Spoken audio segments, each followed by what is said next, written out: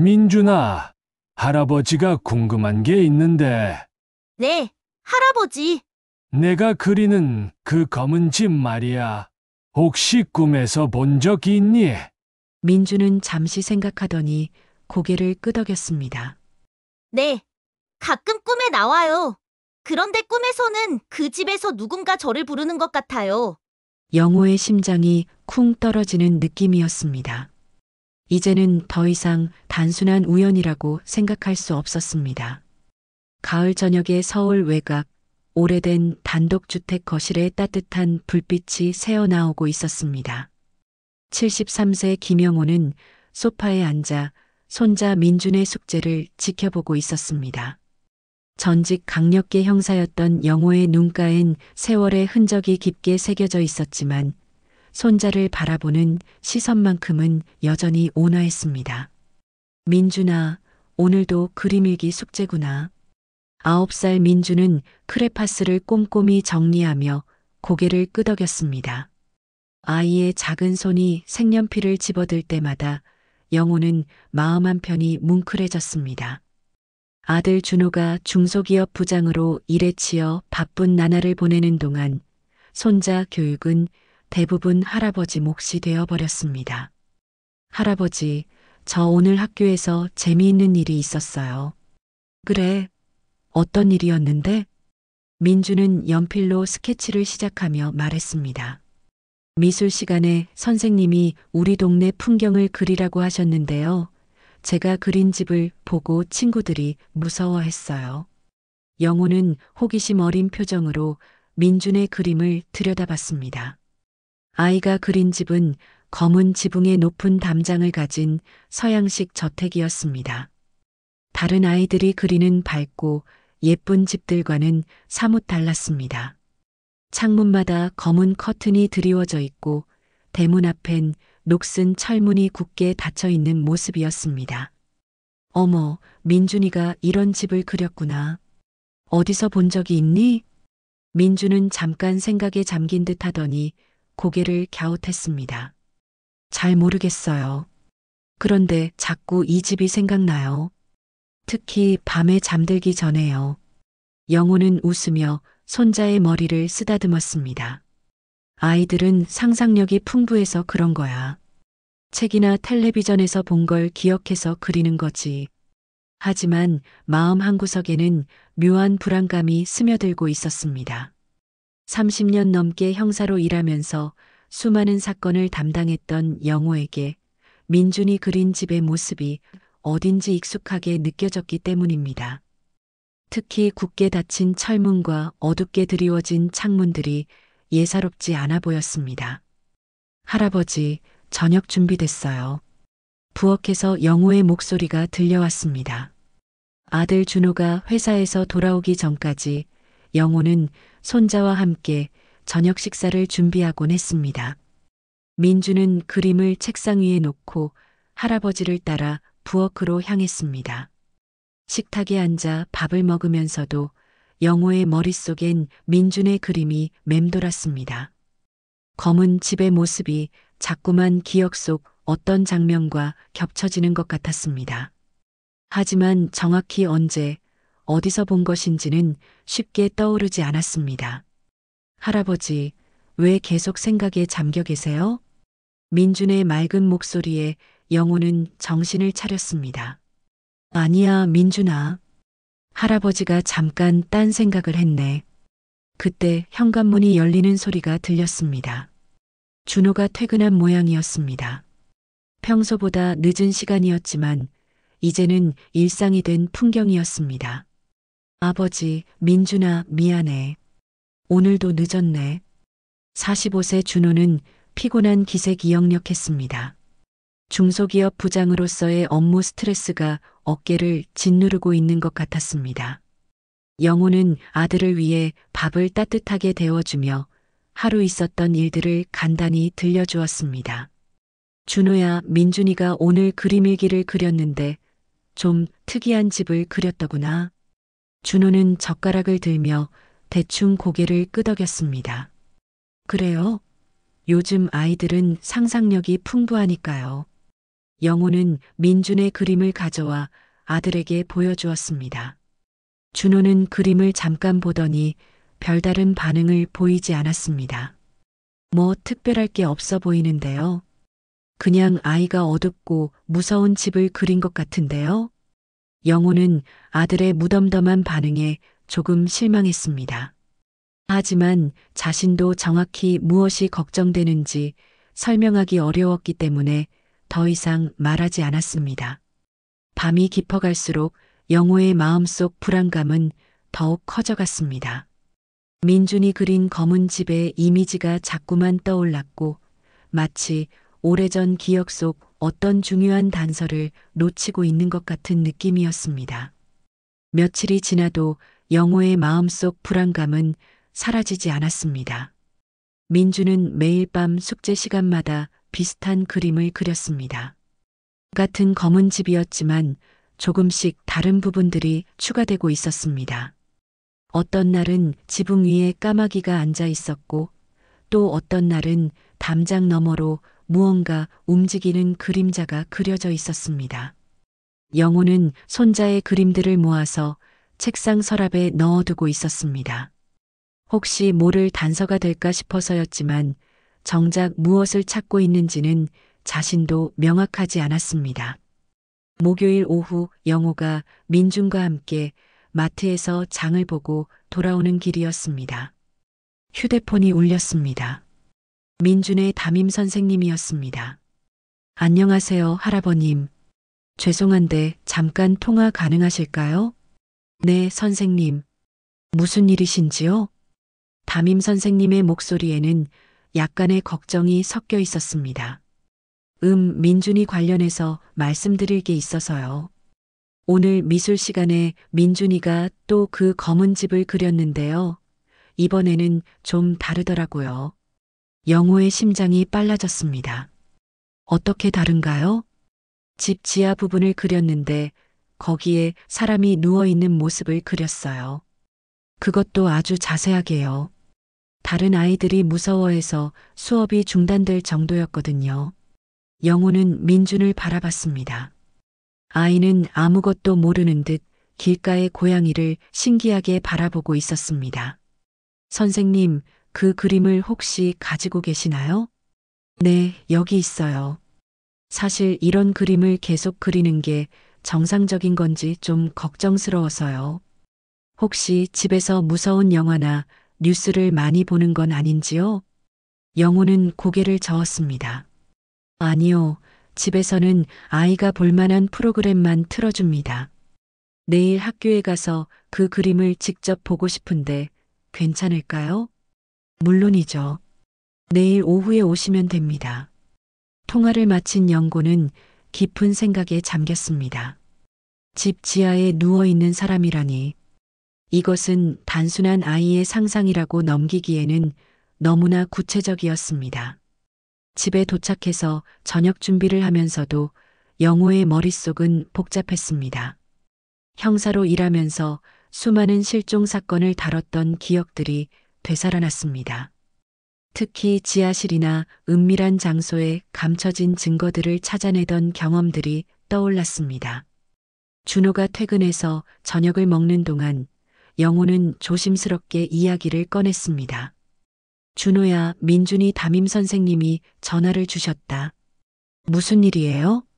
민준이가 계속 같은 집 그림을 그리는데 오늘은 집 지하에 사람이 누워있는 모습까지 그렸다고 하더구나. 준호는 젓가락을 놓고 한숨을 쉬었습니다. 아버지, 그냥 아이들이 하는 상상 아니에요? 너무 심각하게 받아들이지 마세요. 하지만 너무 구체적이야. 그리고 계속 같은 집을 그리잖아. 준호의 표정이 약간 굳어졌습니다. 아버지, 민준이가 듣고 있잖아요. 이런 이야기 하지 마세요.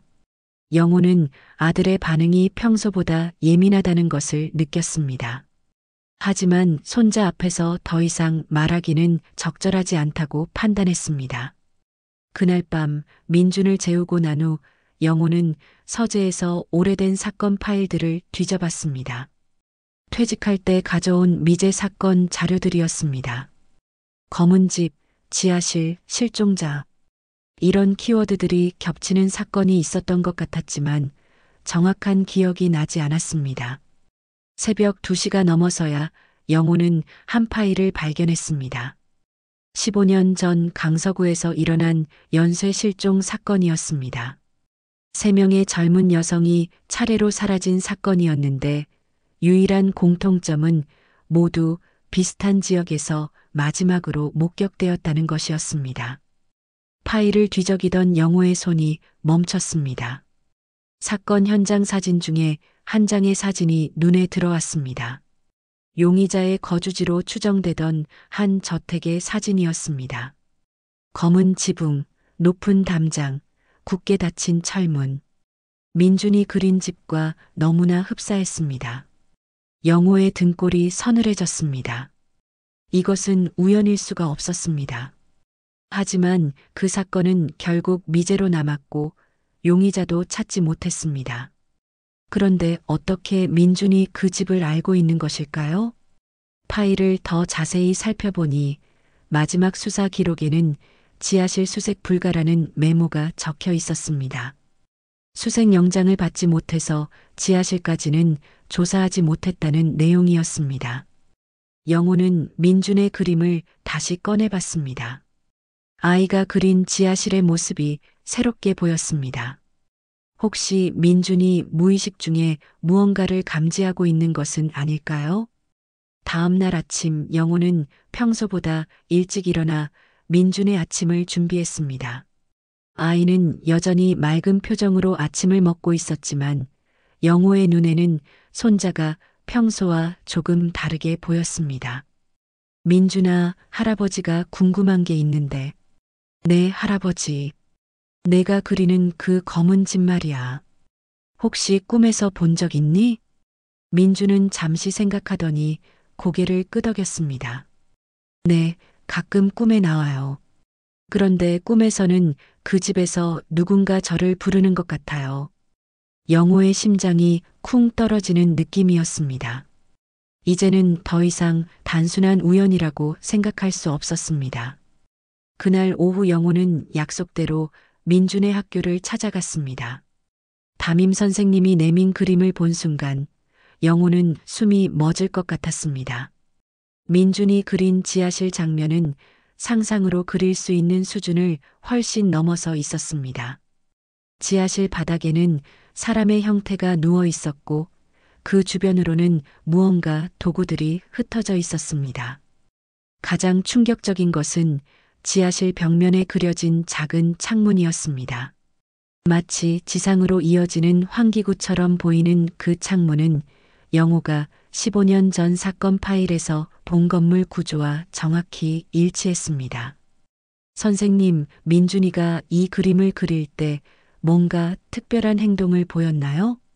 담임 선생님은 고개를 끄덕였습니다. 네, 평소와 달랐어요. 다른 아이들은 색연필로 밝은 색깔을 쓰는데 민준이는 검은색과 갈색만 계속 사용하더라고요. 그리고 중간중간 손을 멈추고 뭔가 듣는 것처럼 고개를 기울이기도 했고요. 영호는 그림을 자세히 살펴봤습니다. 아이의 손길로는 그릴 수 없을 정도로 정교한 부분들이 있었습니다. 특히 지하실로 내려가는 계단의 각도나 벽면의 질감 표현이 놀라울 정도로 사실적이었습니다. 민준이에게 직접 물어봐도 될까요? 물론이죠. 잠깐 교실로 불러올게요. 잠시 후 민준이 교실로 들어왔습니다. 평소의 밝은 모습과는 달리 어딘지 피곤해 보였습니다. 민준아, 할아버지가 너의 그림에 대해 궁금한 게 있단다. 민준은 자신의 그림을 바라보더니 조용히 말했습니다. 할아버지, 저도 왜 이런 그림을 그리는지 모르겠어요. 그냥 머릿속에 계속 떠올라요. 그 집이 우리 집 근처에도 있다고 했었지? 민준은 고개를 끄덕였습니다. 네, 우리 집에서 산책할 때 본 적 있어요. 그런데 그 집을 보면 가슴이 답답해져요. 영호는 민준의 손을 잡았습니다. 그럼 할아버지와 함께 그 집을 찾아보자. 괜찮겠니? 네, 할아버지. 학교를 나온 영우와 민주는 집 주변을 천천히 걸어 다녔습니다. 영우는 15년 전 사건 당시의 주소를 기억해내려 애썼습니다. 강서구 방화동 어딘가였던 것 같았는데 지금 사는 곳과 그리 멀지 않은 거리였습니다. 할아버지, 저쪽이에요. 민준이 손가락으로 가리키는 방향을 따라 걸어가니 골목 안쪽으로 오래된 저택 하나가 눈에 들어왔습니다. 영우는 그 순간 온몸에 소름이 돋았습니다.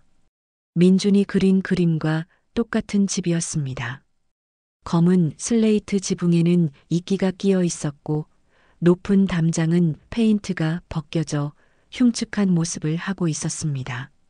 특히 대문의 녹슨 철문은 마치 오랜 세월 동안 아무도 열지 않은 것처럼 보였습니다. 바로 이 집이야, 할아버지. 민준의 목소리에는 묘한 긴장감이 섞여 있었습니다. 영우는 주변을 둘러보며 집의 구조를 파악하려 했습니다. 15년 전 사건 파일에서 본 사진과 현재 모습 사이에는 세월의 차이가 있었지만 기본 구조는 동일했습니다. 민준아, 잠깐 여기서 기다려라. 영우는 민준을 안전한 곳에 세워두고 집 주변을 돌아봤습니다. 담장 너머로 보이는 집의 뒷모습에서 지하로 이어지는 작은 창문을 발견할 수 있었습니다.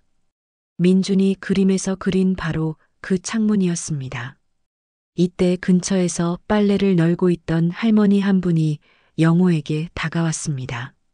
저기, 혹시 그 집에 무슨 일 있으신가요? 영우는 정중히 인사를 드렸습니다. 안녕하세요. 이 집에 대해 좀 여쭤보고 싶은 게 있어서요. 할머니는 주변을 살피더니 목소리를 낮췄습니다. 그 집 말씀이시죠? 벌써 10년도 넘게 주인이 없어요. 원래 살던 사람도 어느 날 갑자기 사라져버렸고요. 언제쯤 사라지셨나요? 한 15년 전쯤?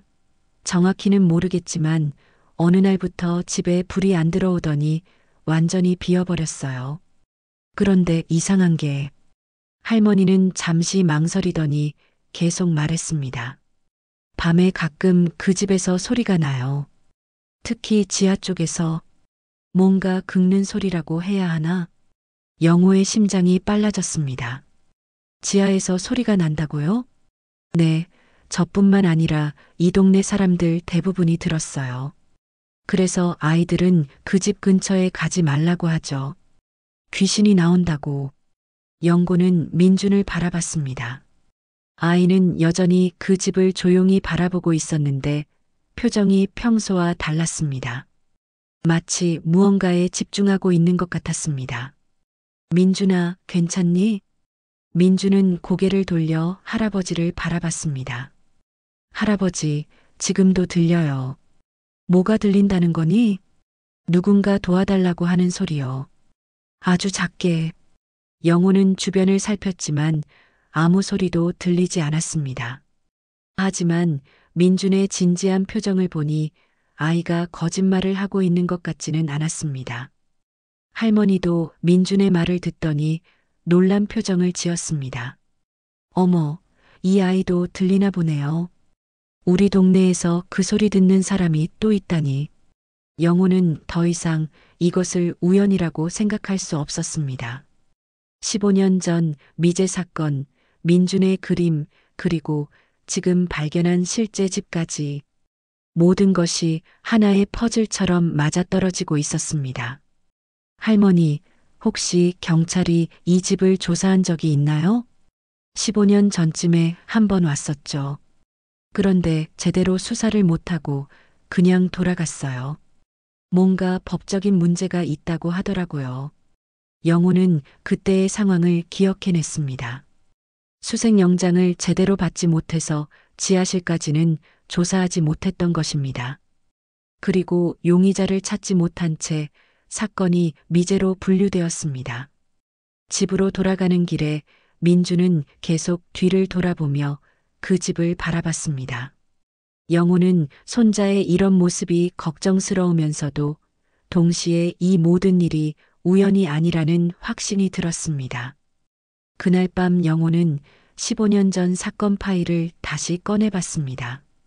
이제는 단순히 과거의 미제 사건이 아니라 현재 진행형인 무언가로 느껴졌습니다.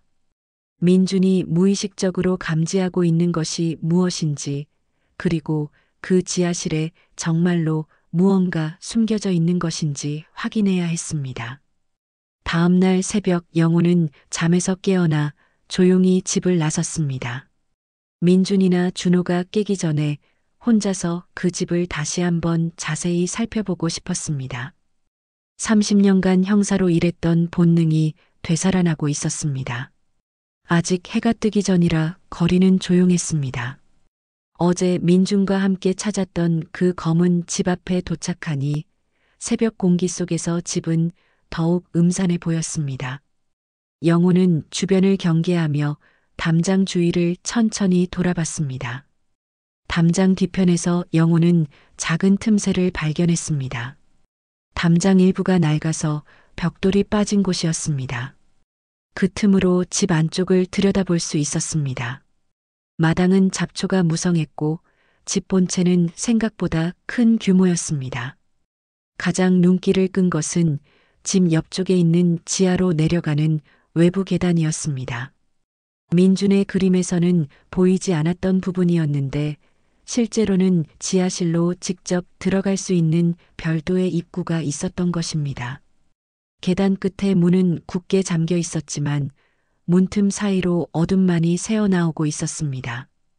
영호가 더 자세히 살펴보려고 담장 가까이 다가갔을 때 뒤에서 목소리가 들렸습니다. 거기서 뭐 하시는 거죠? 영호는 깜짝 놀라 돌아봤습니다. 50대 정도로 보이는 남자가 서 있었습니다. 이른 새벽 시간에도 말끔한 정장을 입고 있어서 출근길인 것 같았습니다. 죄송합니다. 이 집에 대해 좀 알아보고 있었습니다. 남자의 표정이 급격히 굳어졌습니다. 이 집에 대해서요? 무슨 일로요? 실은 제가 전직 경찰입니다. 이 집과 관련된 오래된 사건을 다시 살펴보고 있어서요.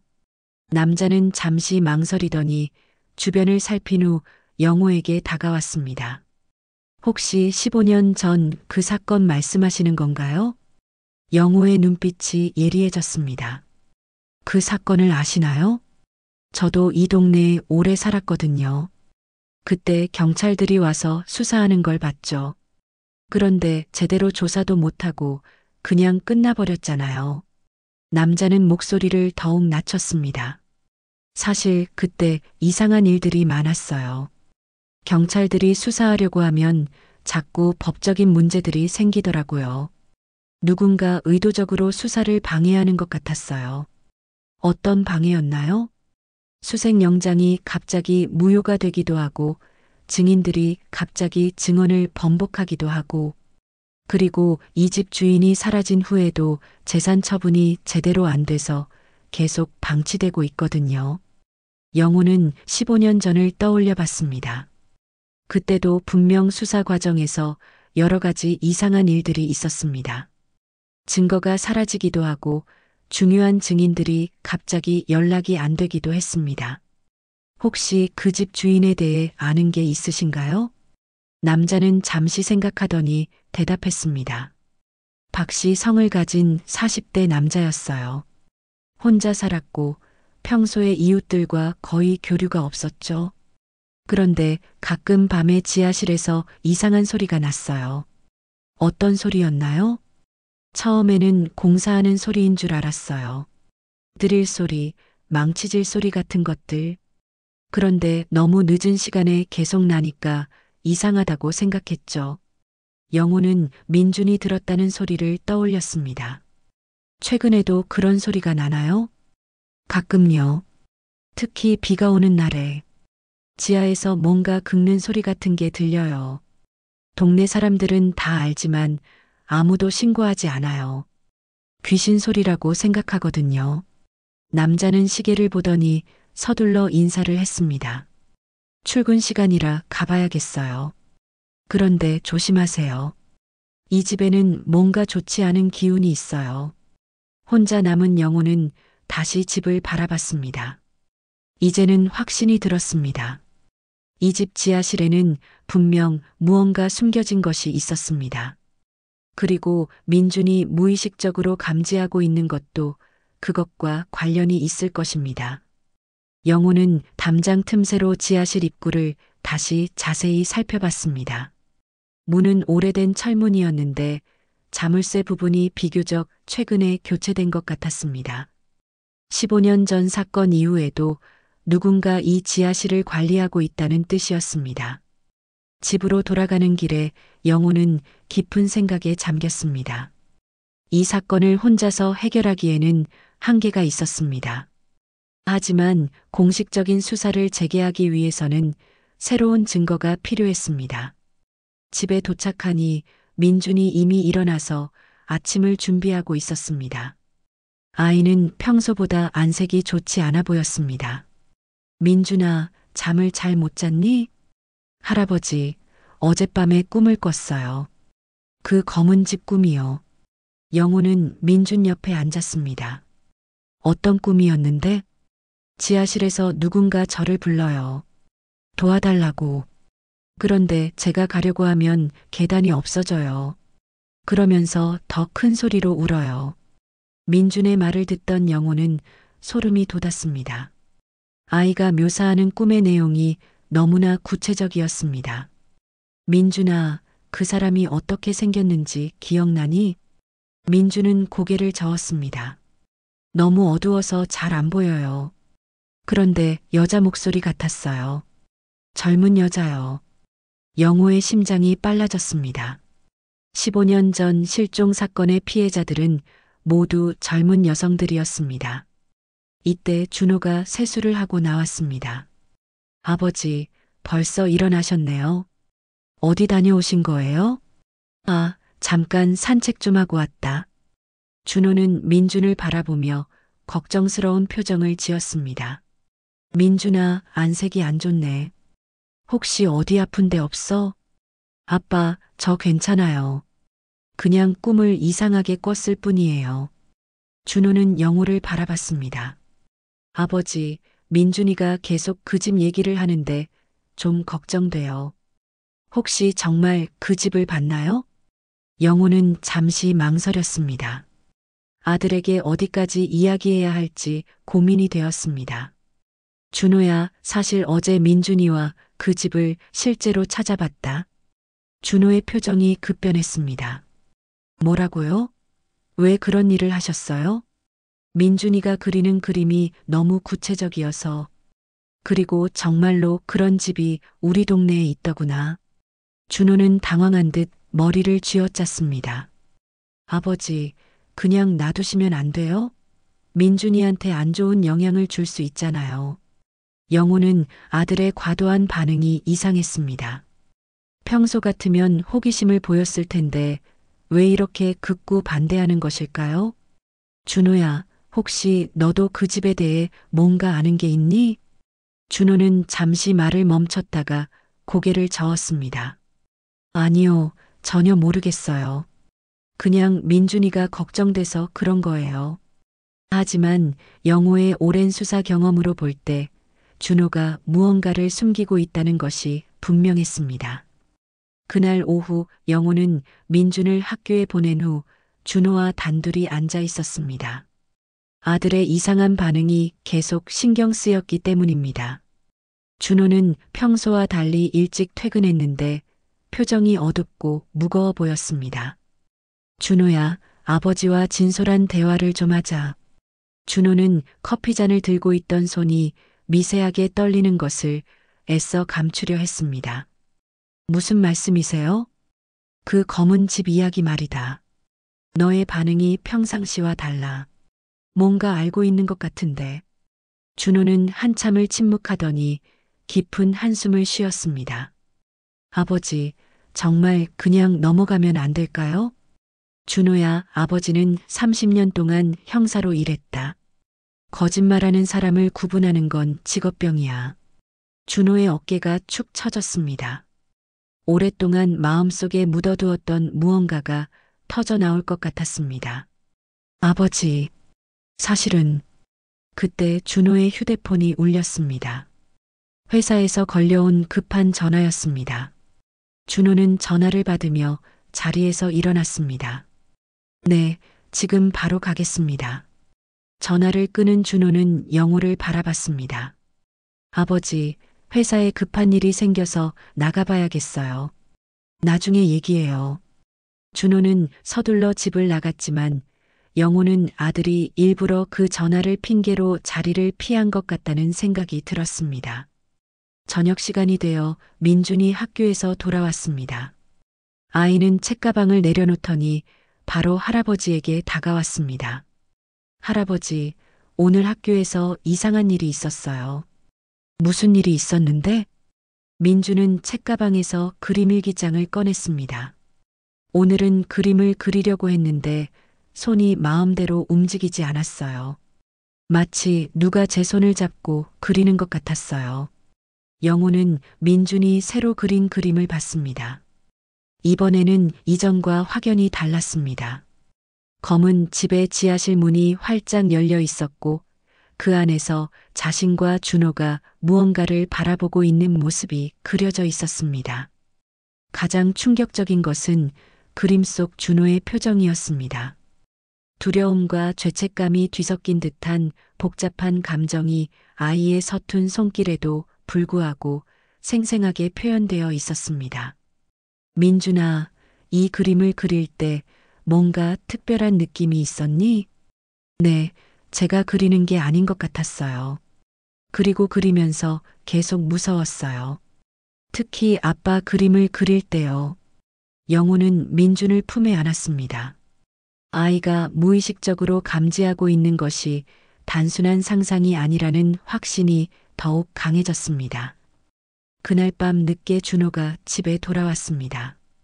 평소보다 훨씬 늦은 시간이었고 술 냄새가 났습니다. 영호는 아들을 기다리고 있었습니다. 준호야, 이제 진짜로 이야기해야 할 때가 됐다. 준호는 소파에 주저앉으며 고개를 떨궜습니다. 아버지, 정말 모르겠어요. 민준이가 오늘 그린 그림을 봐라. 영호는 민준의 그림을 준호 앞에 내밀었습니다.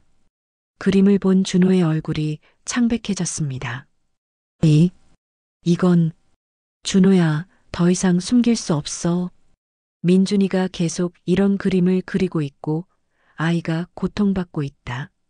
준호는 오랫동안 침묵하더니 떨리는 목소리로 말을 시작했습니다. 아버지, 15년 전 일이에요. 영호의 심장이 빨라졌습니다. 15년 전? 제가 대학교 3학년 때였어요. 친구들과 함께 그 집에 들어간 적이 있었거든요. 준호는 계속해서 이야기했습니다. 처음에는 단순한 장난이었어요. 동네에서 귀신 나온다고 소문난 집에 들어가 보자고 해서 담장을 넘어서 들어갔는데 그래서 지하실에서 소리가 났어요. 사람 목소리 같은 도와달라고 하는 것 같았어요. 영호는 숨을 죽이고 아들의 이야기를 들었습니다. 저희가 지하실 문을 열어보려고 했는데 그때 집 주인이 나타났어요. 40대 남자였는데 완전히 미쳐 있는 것 같았어요. 그래서 어떻게 했니? 준호는 눈물을 흘리기 시작했습니다. 저희는 무서워서 도망쳤어요. 그냥 도망쳤어요. 신고도 하지 않고. 영호는 아들의 어깨에 손을 올렸습니다. 계속 말해봐. 몇 주 후에 뉴스에서 그 지역에서 젊은 여자들이 실종됐다는 소식을 봤어요. 그때서야 저희가 들었던 목소리가 정말 도움을 요청하는 거였다는 걸 깨달았죠. 준호는 주먹을 불끈 쥐었습니다. 하지만 저는 겁이 났어요. 신고를 하면 저희도 문제가 될 것 같았고 무엇보다 그 남자를 다시 만날까봐 무서웠어요. 영호는 아들의 고백을 들으며 복잡한 감정이 들었습니다. 분노와 안타까움 그리고 이해하는 마음이 뒤섞여 있었습니다. 그 후로 계속 죄책감에 시달렸어요. 제가 용기를 냈다면 그 사람들을 구할 수 있었을지도 모르는데 친구들은 어떻게 했니? 저희 모두 입을 다물기로 했어요. 하지만 그 일 때문에 친구들과도 점점 멀어졌죠. 서로 보기가 힘들었거든요. 준호는 고개를 들어 영호를 바라봤습니다. 아버지, 그래서 민준이가 그 집 그림을 그릴 때마다 너무 무서웠어요. 마치 그때의 죄책감이 다시 살아나는 것 같았어요. 영호는 아들을 꽉 안아주었습니다. 준호야, 그때 너는 대학생이었잖아. 무서워서 도망친 게 당연해. 하지만 누군가 죽었을지도 모르는데요. 그래서 이제라도 바로 잡아야 하는 거야. 과거는 바꿀 수 없지만 지금이라도 진실을 밝혀낼 수 있어. 준호는 눈물을 닦으며 고개를 끄덕였습니다. 아버지, 이제 어떻게 해야 할까요? 영호는 민준의 그림을 다시 바라봤습니다. 손자가 그린 그림들이 이제는 완전히 다른 의미로 다가왔습니다. 아이가 무의식적으로 감지하고 있는 것은 바로 아버지의 억눌린 기억과 죄책감이었던 것입니다. 준호야, 민준이가 계속 이런 그림을 그리는 건 너의 마음속 깊은 곳에 묻혀있던 기억 때문일 거야. 정말 그럴까요? 아이들은 때로 어른들이 감추려는 감정을 직감적으로 알아채곤 해. 특히 가족 간에는 더욱 그렇지. 영호는 결심한 듯 일어섰습니다. 이제 우리가 해야 할 일은 분명해졌다. 그 지하실의 진실을 밝혀내는 거야. 준호는 불안한 표정을 지었습니다. 하지만 15년이 지났는데 아직도 증거가 남아있을까요? 그건 직접 확인해 봐야 알 수 있어. 하지만 민준이가 계속 그 소리를 듣는다는 건 아직도 그곳에 뭔가 남아있다는 뜻일지도 몰라. 그날 밤 영호와 준호는 늦도록 이야기를 나누었습니다. 15년 동안 아들을 올감했던 죄책감이 드디어 표면으로 드러났고 이제는 그것을 해결할 때가 된 것입니다. 아들의 고백을 들은 다음 날 영호는 새벽부터 잠이 오지 않았습니다. 15년 전 미제 사건의 퍼즐 조각이 하나씩 맞춰지기 시작했습니다. 준호의 증언은 당시 수사에서 놓쳤던 중요한 단서였습니다. 영호는 서재에서 사건 파일을 다시 꺼내봤습니다. 이제는 단순히 과거 자료가 아니라 현재 진행 중인 사건의 핵심 증거처럼 느껴졌습니다. 특히 지하실 수색이 제대로 이뤄지지 않았다는 기록이 눈에 들어왔습니다. 할아버지, 벌써 일어나셨어요? 민준이 잠옷 차림으로 서재 문을 열고 들어왔습니다. 아이는 평소보다 일찍 일어난 것 같았습니다. 민준아, 잠이 안 와서 그래. 너도 잘 못 잤구나. 민준은 할아버지 옆에 앉으며 고개를 끄덕였습니다. 네, 또 꿈을 꿨어요.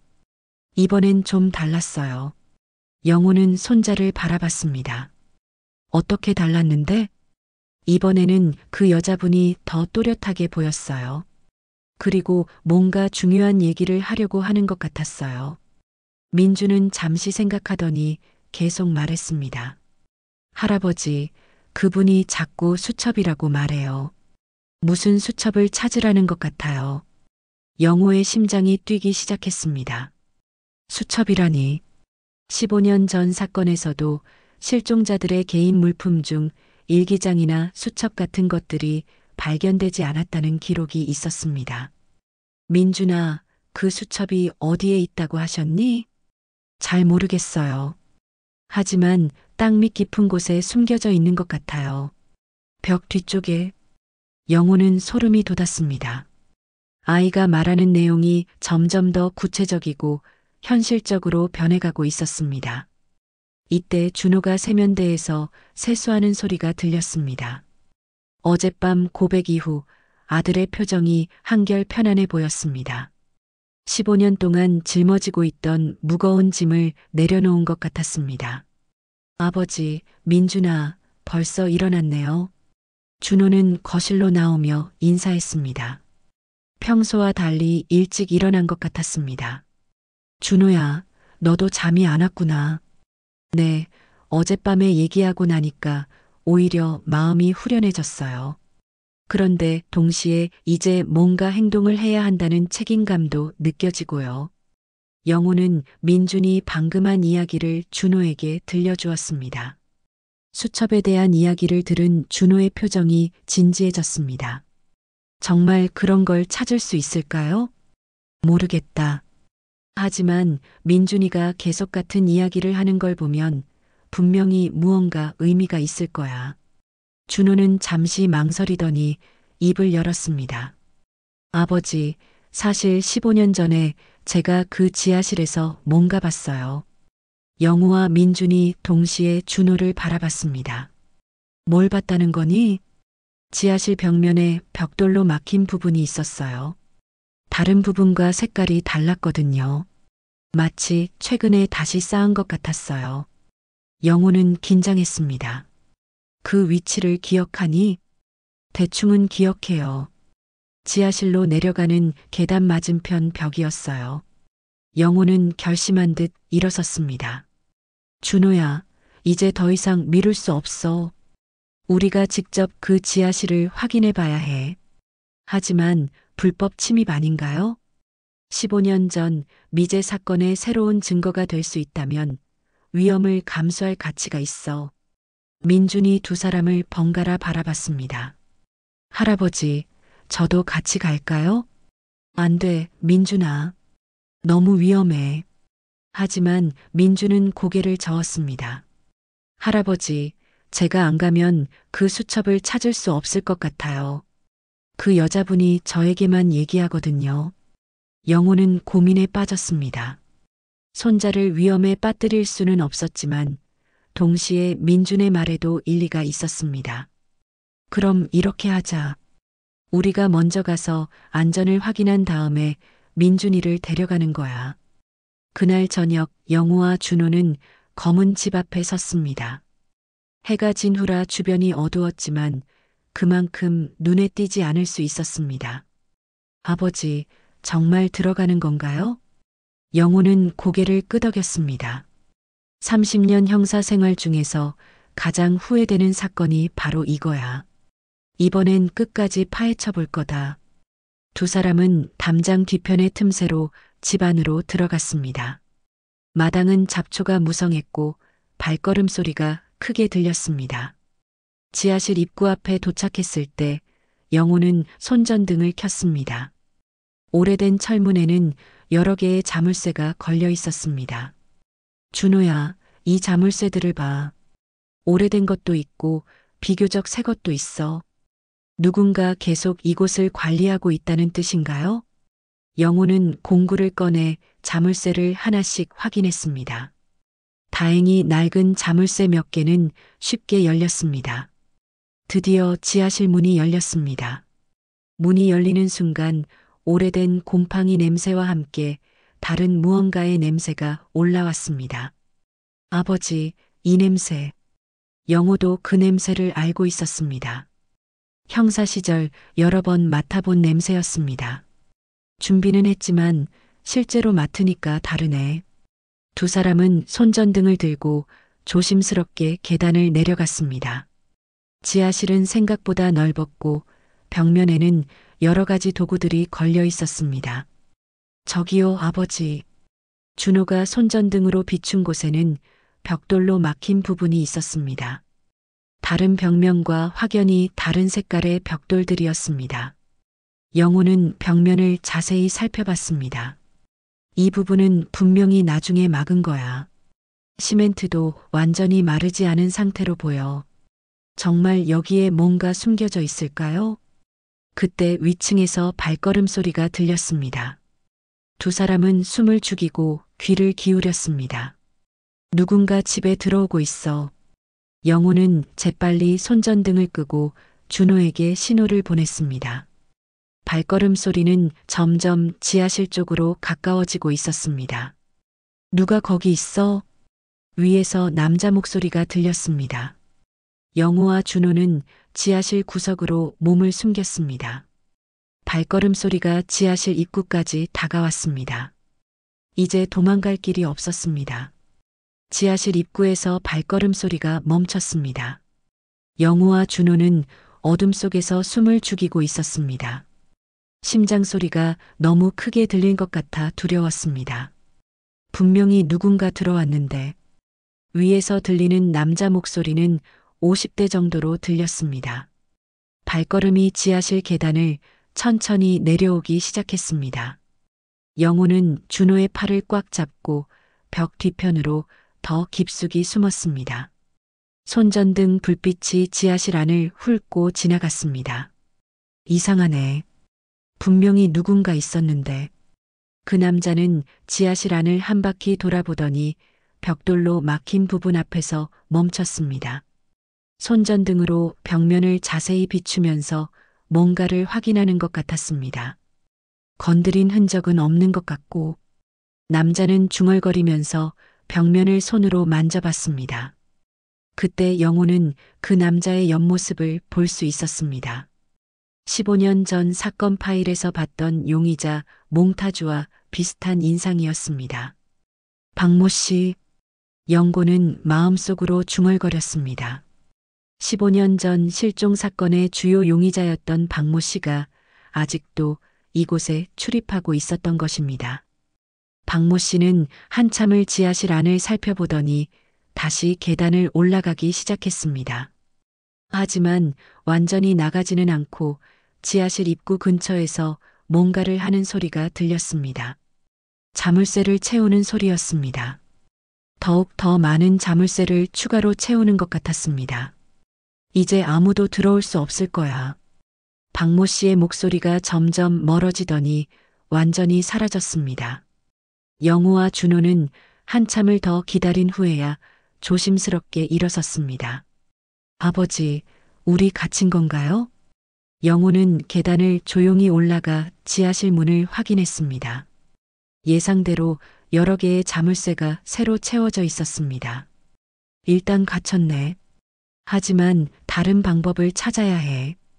영호는 손전등으로 지하실 안을 다시 살펴봤습니다. 민준이 말했던 환기구 같은 창문이 보였습니다. 너무 작아서 사람이 나갈 수는 없지만 외부와 연결되어 있어서 휴대폰 신호가 들어올 수도 있었습니다. 준호야, 휴대폰으로 신고해보자. 하지만 지하실 깊숙한 곳에서는 휴대폰 신호가 잡히지 않았습니다. 영호는 창문 근처로 가서 다시 시도해봤습니다. 여보세요? 112입니까? 다행히 미약하게나마 신호가 잡혔습니다. 영호는 재빨리 상황을 설명하고 위치를 알려주었습니다. 지금 강서구 방화동의 한 폐가 지하실에 갇혀 있습니다.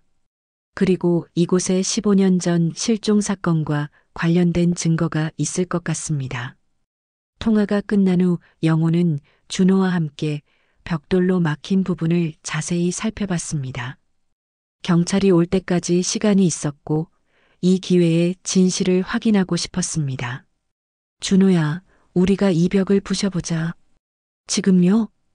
경찰이 와서 수색영장을 받고 하면 또 시간이 오래 걸려.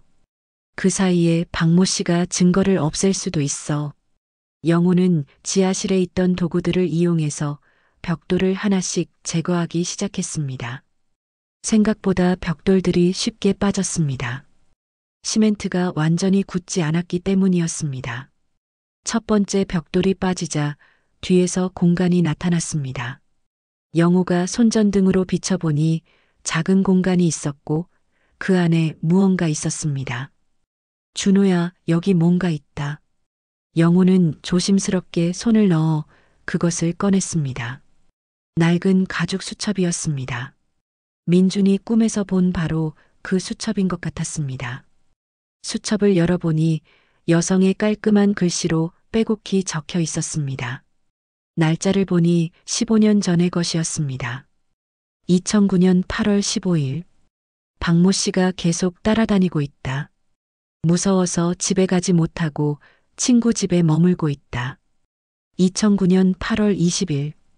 오늘 박모 씨를 피해 다른 길로 가려고 했는데 결국 마주쳤다. 도망치려고 했지만 붙잡혔다. 지금 어떤 집 지하실에 갇혀 있다. 영호와 준호는 수첩의 내용을 계속 읽어나갔습니다. 실종된 여성이 마지막 순간까지 기록해둔 생생한 증언이었습니다. 2009년 8월 25일. 여기에 나뿐만 아니라 다른 사람들도 있었던 것 같다. 벽 뒤편에서 소리가 난다. 2009년 8월 30일. 오늘 대학생들이 이 집에 들어왔다가 갔다. 도와달라고 소리쳤는데 들었을까? 나를 구해줄 수 있을까? 준호는 그 대목을 읽고 눈물을 흘렸습니다.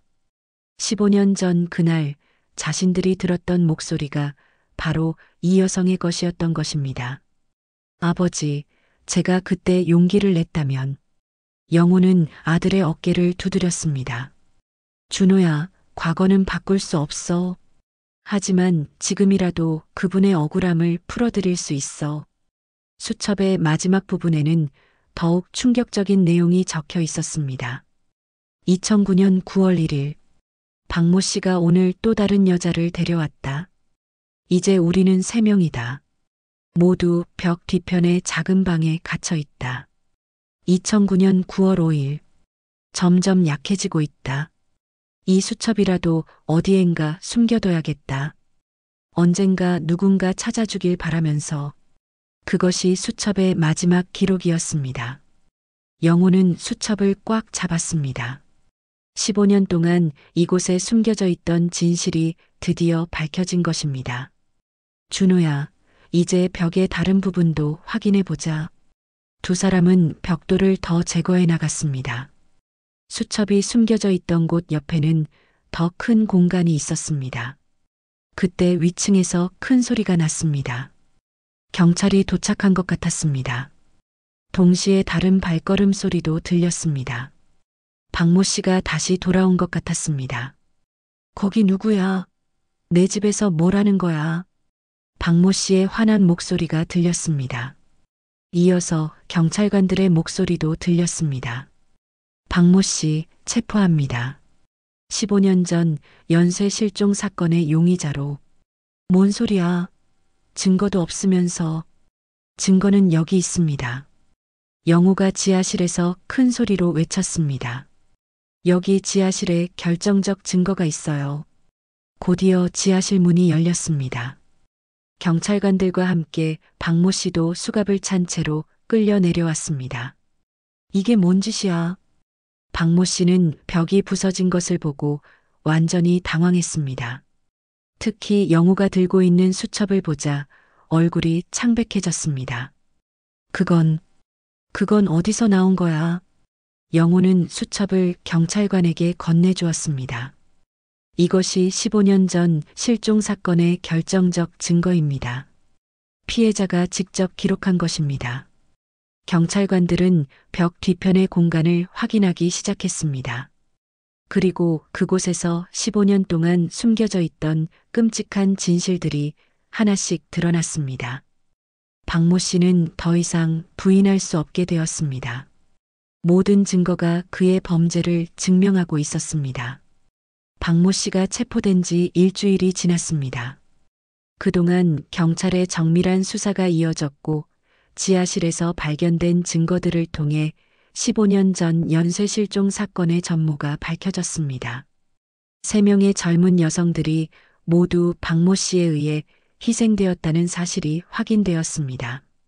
영호는 경찰서에서 나오며 깊은 한숨을 쉬었습니다. 30년 형사 생활 중 가장 마음 아픈 사건이었지만 동시에 가장 보람 있는 결과이기도 했습니다. 늦었지만 억울하게 세상을 떠난 이들의 한이 풀린 것입니다. 집에 돌아오니 준호가 민준과 함께 거실에서 기다리고 있었습니다. 지난 일주일 동안 아들의 표정이 많이 밝아졌습니다. 15년 동안 짊어지고 있던 죄책감에서 완전히 해방된 것 같았습니다. 아버지, 수고하셨어요. 준호야, 너도 수고 많았다. 용기 내서 진실을 말해줘서 고마워. 민주는 할아버지에게 달려와 안겼습니다. 할아버지, 이제 그 무서운 꿈 안 꿔도 되는 거죠? 영호는 손자를 품에 안고 머리를 쓰다듬었습니다. 그럼 민준아, 이제 모든 게 끝났어. 정말로 민주는 사건이 해결된 이후로 그 검은 집 꿈을 꾸지 않았습니다.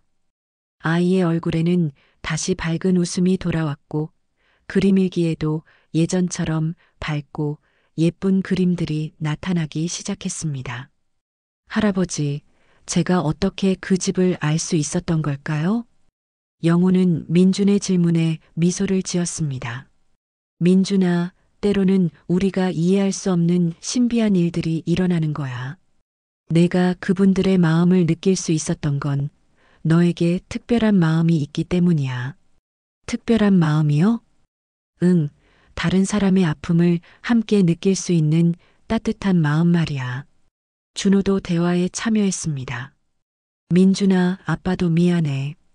그동안 아빠가 숨기고 있던 일 때문에 내가 힘들어했구나. 민준은 아빠를 바라보며 고개를 저었습니다. 아빠, 괜찮아요. 이제 다 해결됐잖아요. 그날 저녁 가족 3명은 오랜만에 함께 저녁을 준비했습니다. 준호는 일을 일찍 마치고 집에 와서 요리를 도왔고 민주는 상을 차렸습니다. 영호는 그런 모습을 바라보며 마음이 따뜻해졌습니다. 할아버지, 이제 우리 가족이 다시 행복해진 것 같아요. 민준의 말에 영호와 준호는 서로를 바라보며 웃었습니다. 그동안 가족 사이에 보이지 않는 벽이 있었다면 이제는 그것이 완전히 사라진 것 같았습니다. 식사를 마친 후 민주는 새로운 그림 일기를 그리기 시작했습니다. 이번에는 할아버지, 아빠 그리고 자신이 함께 손을 잡고 웃고 있는 모습이었습니다. 집은 밝은 노란색으로 칠해져 있었고 주변에는 예쁜 꽃들이 피어 있었습니다. 와, 민준아. 정말 예쁜 그림이네. 준호가 감탄하며 말했습니다.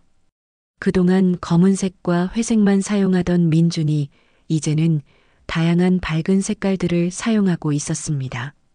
아빠, 이제는 밝은 그림만 그릴 거예요. 그리고 우리 가족이 함께 있는 그림들을 많이 그릴 거예요. 영호는 민준의 그림을 보며 눈시울이 붉어졌습니다. 손자가 다시 아이다운 모습을 되찾은 것이 너무나 기뻤습니다. 민준아, 할아버지가 하고 싶은 말이 있어. 네, 할아버지. 내가 그동안 무서웠을 텐데도 용기를 내서 그 그림들을 그려줘서 고마워. 내가 아니었다면 그분들의 억울함을 풀어드릴 수 없었을 거야. 민주는 할아버지의 말을 듣고 조금 부끄러운 듯 웃었습니다. 할아버지, 저는 그냥 자꾸 그려지는 대로 그렸을 뿐이에요. 그래도 고마워. 그리고 앞으로는 무서운 일이 있으면 혼자 참지 말고 할아버지나 아빠에게 꼭 말해. 네, 알겠어요. 준호도 아버지와 아들을 바라보며 감회가 새로웠습니다. 아버지, 정말 감사해요. 아버지가 아니셨다면 저는 평생 그 죄책감을 안고 살았을 거예요. 준호야, 가족이란 게 원래 그런 거 아니겠니? 서로 도우며 살아가는 거지. 그날 밤 영호는 서재에서 15년 전 사건 파일을 정리했습니다. 이제는 더 이상 미제 사건이 아니었습니다.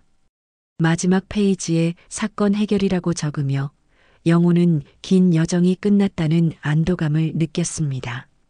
문득 창밖을 바라보니 그 검은 집이 있던 자리에는 경찰 테이프가 둘러쳐져 있었습니다. 곧 철거될 예정이라고 했습니다. 그 집과 함께 끔찍한 기억들도 모두 사라질 것입니다. 며칠 후 영호는 민준과 함께 그 집 근처를 지나가게 되었습니다. 철거 작업이 한창 진행 중이었습니다. 할아버지, 이제 정말로 끝난 거죠? 그럼 민준아, 이제 새로운 시작이야. 민준은 할아버지의 손을 꼭 잡고 말했습니다. 할아버지, 저 이제 새로운 그림을 그릴 거예요. 우리 가족이 여행 가는 그림, 함께 놀이공원에 가는 그림들 말이에요. 영호는 손자의 말에 활짝 웃었습니다. 좋은 생각이야. 할아버지도 민준이와 함께 많은 추억을 만들고 싶어. 그날 저녁 세 가족은 거실에 모여 앞으로의 계획들을 이야기했습니다. 준호는 앞으로 더 많은 시간을 가족과 함께 보내겠다고 약속했고, 민주는 할아버지와 아빠에게 그리고 싶은 그림들에 대해 이야기했습니다. 할아버지, 다음 주말에는 공원에 가서 사진도 찍고 그 사진을 보고 그림도 그려볼까요? 그래, 민준아. 그리고 할아버지가 어릴 때 이야기도 많이 들려줄게. 영호는 손자와 아들을 바라보며 마음속으로 다짐했습니다. 이제는 과거의 아픈 기억들을 뒤로하고 가족과 함께하는 행복한 시간들을 만들어가겠다고 말입니다. 창밖으로는 따뜻한 가을 해가 지고 있었습니다. 민준이 새로 그린 그림처럼 이제 이 가족에게는 밝고 따뜻한 날들만이 기다리고 있을 것입니다. 검은 집의 그림자는 완전히 사라지고 그 자리에는 사랑과 희망으로 가득한 새로운 이야기가 시작되고 있었습니다. 지금까지 사연 많은 인생극장 이야기를 들어주셔서 감사합니다. 좋아요. 응원의 댓글은 큰 힘이 될 것입니다. 다른 새로운 이야기로 곧 찾아뵙겠습니다.